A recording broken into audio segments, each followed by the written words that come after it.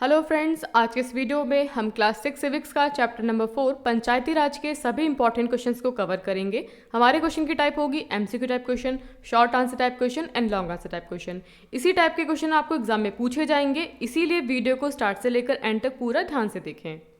सबसे पहले हम मल्टीपल चॉइस क्वेश्चन करेंगे। आपके सामने फर्स्ट क्वेश्चन है, the gram panchayat is elected for dash year. आपसे क्वेश्चन पूछा जा रहा है कि ग्राम पंचायत का चुनाव कितने सालों के लिए होता है। आपके सामने ऑप्शंस हैं 4 ईयर्स, 5 ईयर्स, 6 ईयर्स या फिर 10 ईयर्स।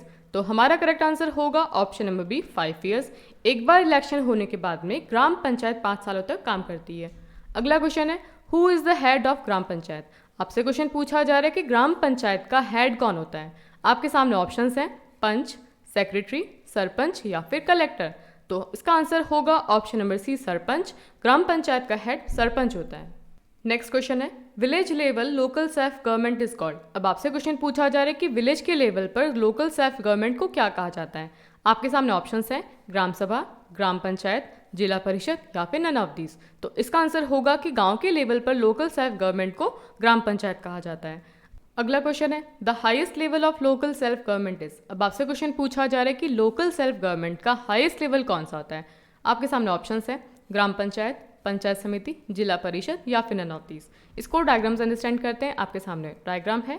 सबसे पहला जो लेवल होता है, हाईएस्ट लेवल होता है, वो होता है डिस्ट्रिक्ट लेवल, जिसको जिला परिषद कहा जाता है। उसके बाद में होता है इंटरमीडिएट लेवल। इंटरमीडिएट इसको इसलिए कहा जाता है क्योंकि ये जिला परिषद और ग्राम पंचायत के बीच का लेवल है, जिसको ब्लॉक लेवल कहा गया है। इसको हिंदी में कहा जाता है पंचायत समिति।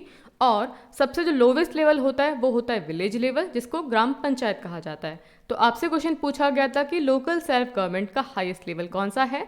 तो हमारा आंसर होगा ऑप्शन नंबर सी जिला परिषद। अगला क्वेश्चन है, who elects the panchayat head. अब आपसे क्वेश्चन पूछा जा रहा है कि पंचायत के हेड को कौन चुनता है, और आपको अच्छे से पता है कि पंचायत का हेड सरपंच होता है। तो आपसे क्वेश्चन पूछा जा रहा है कि सरपंच का चुनाव कौन करता है। आपके सामने ऑप्शंस हैं ऑल मेंबर्स ऑफ ग्राम सभा, विलेजर्स, सेक्रेटरी या फिर ऑल ऑफ दीज। तो इसका आंसर होगा option number A all member of gram sabha. अगला क्वेश्चन है, who is responsible for calling the meeting of gram sabha. अब आपसे क्वेश्चन पूछा जा रहा है कि ग्राम सभा की मीटिंग को बुलाने के लिए किसकी रिस्पॉन्सिबिलिटी है। आपके सामने ऑप्शंस है president of gram sabha, panch of gram panchayat, secretary of gram sabha या फिर नन ऑफ दीज। तो इसका आंसर होगा option number C secretary of gram sabha. अगला क्वेश्चन है, what is the full form of BPL here. अब आपसे क्वेश्चन पूछा जा रहा है कि आपके चैप्टर में जो वर्ड है बीपीएल, इसका फुल फॉर्म क्या है।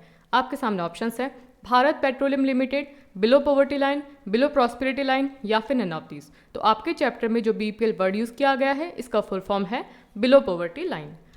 अगला क्वेश्चन है, from where do the village women have to get water. अब आपसे क्वेश्चन पूछा जा रहा है कि गांव की औरतें पानी कहाँ से लाती होंगी। आपके सामने ऑप्शंस हैं सुरू river, Ganga river, Yamuna river या फिर चंबल रिवर। तो इसका आंसर होगा ऑप्शन नंबर ए सुरू रिवर। अगला क्वेश्चन है, द मेंबर्स ऑफ ग्राम सभा must be adults, it means they must be. अब आपसे क्वेश्चन पूछा जा रहा है कि जो ग्राम सभा के मेंबर्स होते हैं उनका एडल्ट होना ज़रूरी है। तो आपसे पूछा जा रहा है कि इसका मतलब क्या हुआ, कितनी एज के लोग एडल्ट कहे जाते हैं। आपके सामने ऑप्शंस हैं 18 ईयर्स और मोर, 20 ईयर्स और मोर, 22 ईयर्स और मोर या फिर 25 ईयर्स और मोर। तो देखिए, एडल्ट का मतलब होता है जो भी लोग 18 साल या उससे ऊपर के लोग हैं उनको एडल्ट कहा जाता है, और वो सब ग्राम सभा के मेंबर होते हैं। अगला क्वेश्चन है, which one is not the source of funds for the panchayat. देखिए बच्चों, पंचायत को भी अपना काम चलाने के लिए पैसे की जरूरत होती है। तो आपसे क्वेश्चन पूछा जा रहा है कि इनमें से कौन सा पंचायत के फंड का सोर्स नहीं है। आपके सामने ऑप्शंस हैं collection of taxes on houses, market places etcetera, government scheme funds receive through the various departments of the government through the panchayat समिति एंड जिला panchayat, donation for community works etcetera, donation contributed by the villages for village welfare works.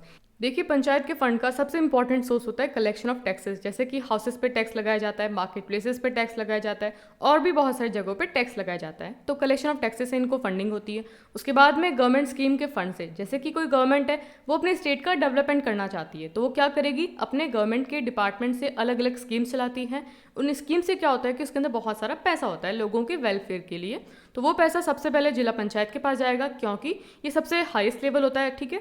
उसके बाद में वो पैसा जाएगा पंचायत समिति के पास में, और फिर पंचायत समिति और जिला पंचायत की हेल्प से वो फंड पंचायत तक पहुंचता है। उसके बाद में थर्ड ऑप्शन है डोनेशंस फॉर कम्युनिटी वर्क, जो कम्युनिटी वर्क के लिए डिफरेंट डोनेशंस होते हैं उनकी हेल्प से उनको फंडिंग होती है। और फोर्थ ऑप्शन कह रहा है कि विलेज वेलफेयर वर्क के लिए गांव वाले आपस में मिलकर डोनेशन कंट्रीब्यूट करते हैं। तो इसका आंसर क्या होगा? जो ऑप्शन नंबर डी है वो गलत है।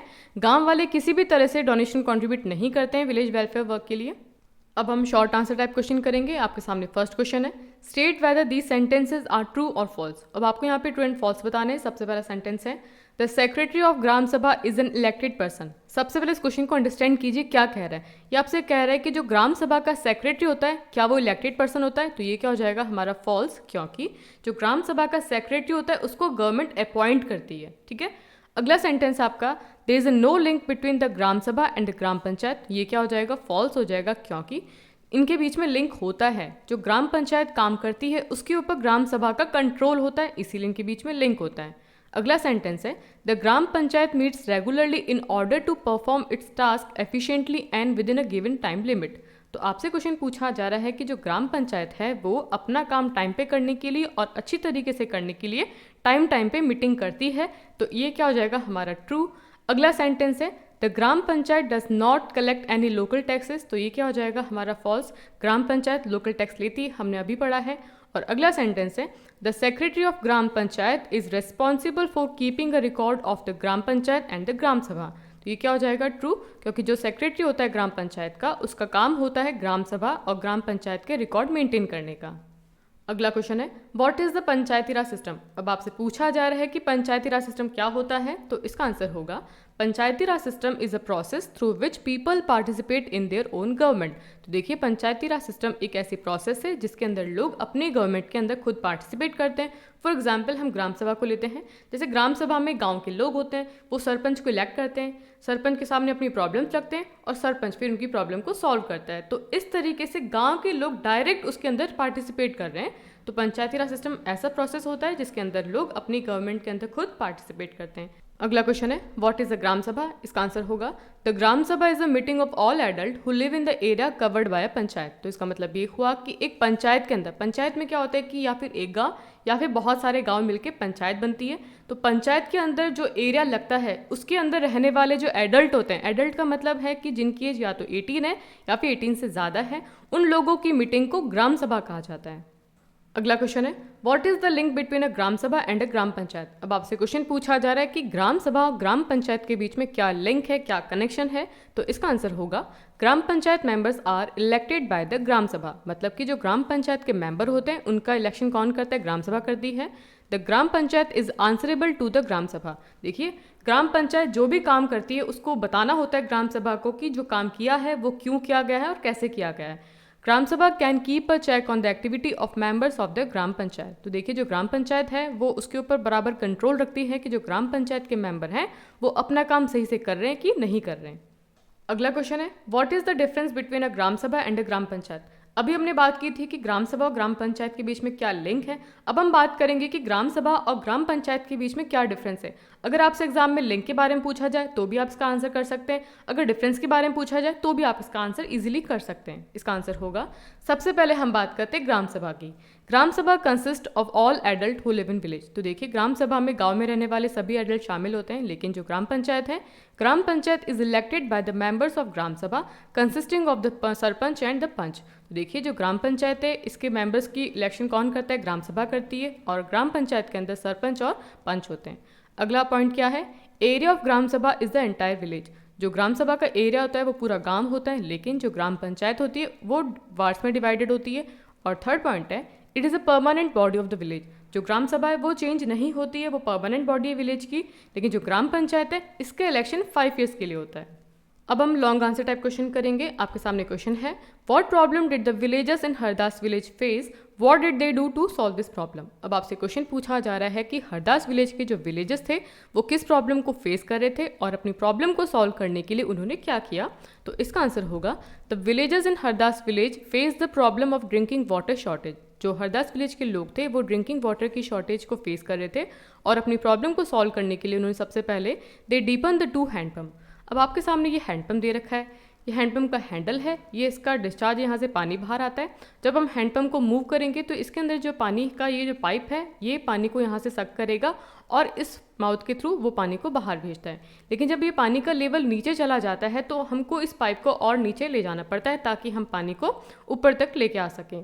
तो इन्होंने क्या किया कि जो हैंडपम्प थे उसको और गहरा किया, एक वेल को क्लीन किया।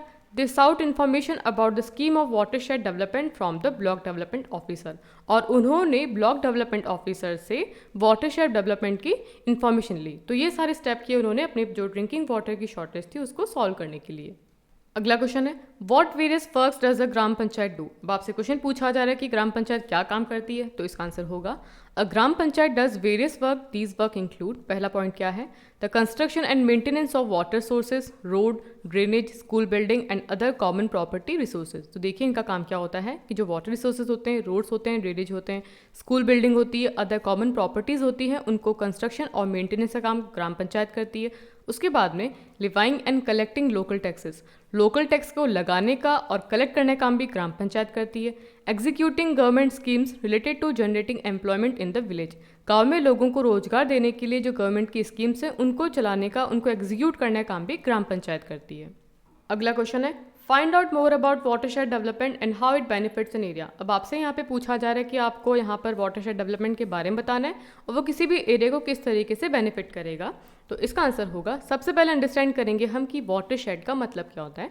Watershed refers to an area of land where all the water drains to a central point such as a lake, river और स्ट्रीम। तो इसको हम थोड़ा सा डायग्राम से अंडरस्टैंड करते हैं। वाटरशेड एक ऐसे एरिया को कहा जाता है जहाँ पर सारा पानी बह के आके किसी सेंट्रल पॉइंट पे, जैसे कि कोई डैम हो सकता है, लेक हो सकती है, स्ट्रीम हो सकती है, रिवर हो सकती है, वहाँ पर आके वो सारा पानी बहता है। इसको सिंपल तरीके से अंडरस्टैंड करते हैं, जैसे कि अब यहाँ पे बारिश हुई, ठीक है, बारिश का पानी यहाँ से भी आ रहा है, बारिश का पानी ज़मीन के ऊपर से भी आ रहा है, हर तरीके से बह बह के आ रहा है।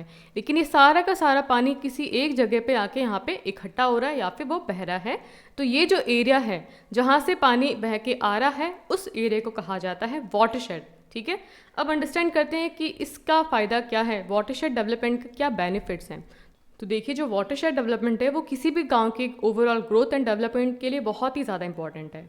Watershed development help in conserving water and recharging the ground water resources. तो देखिए सबसे इंपॉर्टेंट क्या है कि जो वाटरशेड डेवलपमेंट है वो पानी को तो स्टोर करेगा ही करेगा, ठीक है, लेकिन साथ ही साथ जो पानी यहाँ पे स्टोर हो रखा है वो धीरे धीरे रिस रिस के ज़मीन के नीचे जाएगा और नीचे जाने की वजह से जो ग्राउंड लेवल वाटर है वो भी बढ़ेगा।